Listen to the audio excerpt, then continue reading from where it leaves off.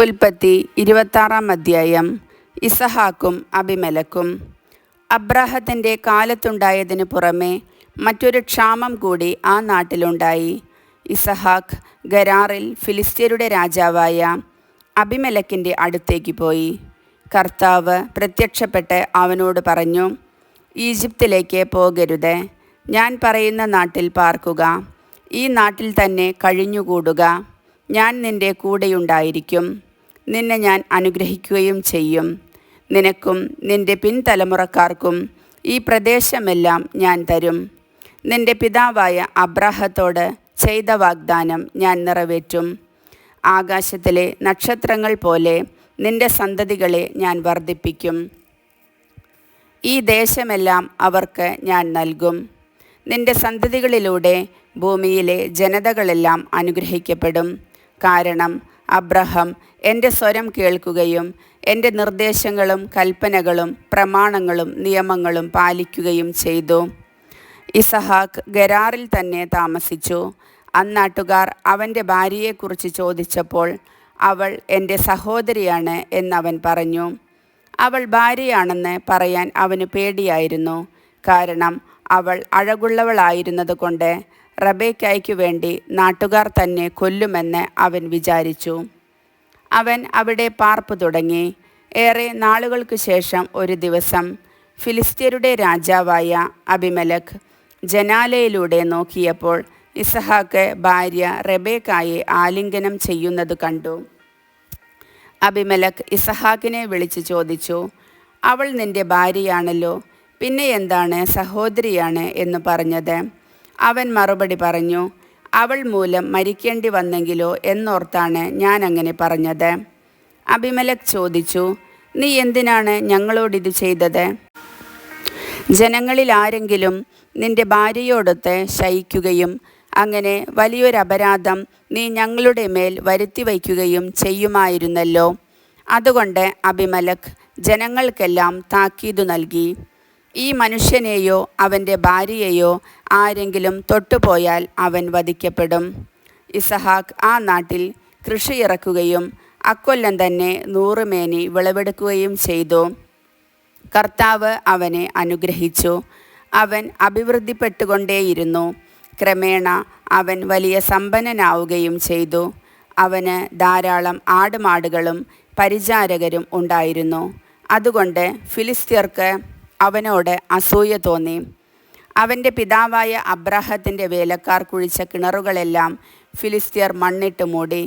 അബിമേലെക്ക് ഇസഹാക്കിനോട് പറഞ്ഞു, ഞങ്ങളെ വിട്ടു പോവുക, നീ ഞങ്ങളെക്കാൾ കൂടുതൽ ശക്തനായിരിക്കുന്നു. ഇസഹാക്ക് അവിടെ നിന്ന് പുറപ്പെട്ട് ഗരാറിൻ്റെ താഴ്വരയിൽ കൂടാരമടിച്ചു. തൻ്റെ പിതാവായ അബ്രാഹത്തിൻ്റെ കാലത്ത് കുഴിച്ചതും അവൻ്റെ മരണശേഷം ഫിലിസ്ത്യർ നികത്തിക്കളഞ്ഞതുമായ കിണറുകളെല്ലാം ഇസഹാക്ക് വീണ്ടും കുഴിച്ചു. തൻ്റെ പിതാവ് കൊടുത്ത പേരുകൾ തന്നെ അവയ്ക്ക് നൽകുകയും ചെയ്തു. താഴ്വരയിൽ കിണർ കുഴിച്ചുകൊണ്ടിരിക്കെ ഇസഹാക്കിൻ്റെ വേലക്കാർ ഒരു നീരുറവ കണ്ടെത്തി. ഗരാറിലെ ഇടയന്മാർ ഇത് ഞങ്ങളുടെ ഉറവയാണ് എന്ന് പറഞ്ഞ് ഇസഹാക്കിൻ്റെ ഇടയന്മാരുമായി വഴക്കുണ്ടാക്കി. അവർ തന്നോട് വഴക്കിനു വന്നതുകൊണ്ട് അവൻ ആ കിണറിനെ ഏസെക്ക് എന്നു പേരിട്ടു. അവർ വീണ്ടും ഒരു കിണർ കുഴിച്ചു. അതിനെ ചൊല്ലിയും വഴക്കുണ്ടായി. അതുകൊണ്ട് അതിനെ അവൻ സിത്ന എന്നു വിളിച്ചു. അവിടെ നിന്നു മാറി അകലെ അവർ വേറൊരു കിണർ കുഴിച്ചു. അതിൻ്റെ പേരിൽ വഴക്കുണ്ടായില്ല. അവൻ അതിന് റഹോബോത്ത് എന്നു പേരിട്ടു. കാരണം അവൻ പറഞ്ഞു, കർത്താവ് ഞങ്ങൾക്ക് ഇടം തന്നിരിക്കുന്നു, ഭൂമിയിൽ ഞങ്ങൾ സമൃദ്ധിയുള്ളവരാകും. അവിടെ നിന്ന് അവൻ ബെർഷബായിലേക്ക് പോയി. ആ രാത്രി തന്നെ കർത്താവ് അവന് പ്രത്യക്ഷപ്പെട്ട് അരുളി ചെയ്തു, നിൻ്റെ പിതാവായ അബ്രാഹത്തിൻ്റെ ദൈവമാണു ഞാൻ, നീ ഭയപ്പെടേണ്ട, ഞാൻ നിന്നോട് കൂടെയുണ്ട്. എൻ്റെ ദാസനായ അബ്രാഹത്തെ പ്രതി ഞാൻ നിന്നെ അനുഗ്രഹിക്കും, നിൻ്റെ സന്തതികളെ വർദ്ധിപ്പിക്കുകയും ചെയ്യും. അതിനാൽ അവൻ അവിടെ ഒരു ബലിപീഠം നിർമ്മിച്ചു. കർത്താവിൻ്റെ നാമം വിളിച്ചപേക്ഷിച്ചു. അവൻ അവിടെ കൂടാരമടിച്ചു. ഇസഹാക്കിൻ്റെ ഭൃത്യന്മാർ അവിടെ ഒരു കിണർ കുഴിച്ചു. ഗരാറിൽ നിന്ന് അബിമേലെക്ക് തൻ്റെ ആലോചനക്കാരനായ അഹൂസത്തും സേനാധിപനായ ഫിക്കോളും ഒരുമിച്ച് ഇസഹാക്കിനെ കാണാൻ ചെന്നു. അവൻ അവരോട് ചോദിച്ചു, എന്നെ വെറുക്കുകയും നിങ്ങളുടെ നാട്ടിൽ നിന്ന് പുറത്താക്കുകയും ചെയ്ത നിങ്ങൾ എന്തിന് എൻ്റെ അടുക്കലേക്ക് വന്നു? അവർ പറഞ്ഞു, കർത്താവ് നിന്നോട് കൂടെയുണ്ടെന്ന് ഞങ്ങൾക്ക് വ്യക്തമായിരിക്കുന്നു. അതുകൊണ്ട് നാം തമ്മിൽ സത്യം ചെയ്ത് ഒരു ഉടമ്പടി ഉണ്ടാക്കുക നല്ലതെന്ന് ഞങ്ങൾക്ക് തോന്നി. ഞങ്ങൾ നിന്നെ ഉപദ്രവിക്കാതിരിക്കുകയും നിനക്ക് നന്മ മാത്രം ചെയ്യുകയും സമാധാനത്തിൽ നിന്നെ പറഞ്ഞയക്കുകയും ചെയ്തതുപോലെ നീയും ഞങ്ങളെ ഉപദ്രവിക്കാതിരിക്കണം.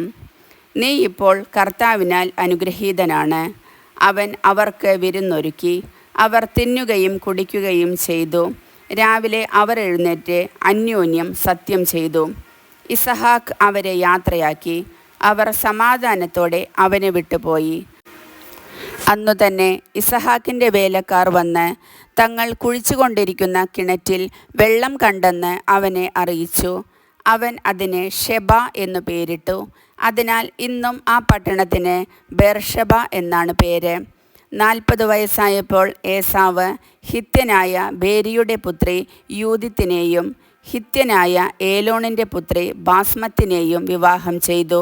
അവർ ഇസഹാക്കിൻ്റെയും റെബേക്കായുടെയും ജീവിതം ദുഃഖപൂർണമാക്കി. കർത്താവിൻ്റെ വചനം.